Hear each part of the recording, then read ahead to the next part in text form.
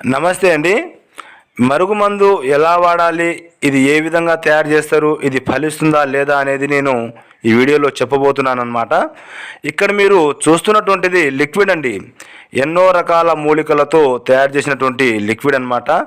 ఈ లిక్విడ్ అనేది మనం దంచితే లేకపోతే మనం గ్రైండింగ్ పడితే వచ్చేది కాదండి. ఒక ఇసుక రాయి తీసుకొని ఒక ఇసుక రాయి మీద రుద్దితేనే కానీ ఈ లిక్విడ్ అనేది మనకు వస్తుందన్నమాట. ఇది చాలా శక్తివంతంగా ఉంటుంది. దీనికి నియామకాలు నిబంధనలు పాటించి చేస్తేనే మనకు ఈ మరుగుమందు అనేది తయారవుతుందన్నమాట. కొత్తగా మీరు మా ఛానల్ చూస్తున్నట్లయితే మా ఛానల్ను తప్పకుండా సబ్స్క్రైబ్ చేయండి. ఇది ఎలా తయారు చేయాలి, ఏ విధంగా తయారు చేయాలి నేను అని ఒక్కొక్క వీడియోలో ఒక్కొక్కటి చూపిస్తూ ఉంటానన్నమాట. అలాగే మనకు ఇంకోటి ఫోడర్ అండి. అది చికెన్లో, మటన్లో, జ్యూస్లో, స్వీట్లో, టీలో, కాఫీలో, కూల్ డ్రింక్స్లో అలా పెట్టడానికి మనకు ఫోడర్ అనేది కూడా ఉంటుందన్నమాట. అది మనం ఒక్కసారి పెడితే చాలండి. పెట్టిన రోజు నుంచి 3 రోజుల్లో మన చెప్పు చేతుల్లో ఉంటారు. మనం ఏం చెప్తే అది తింటారనమాట.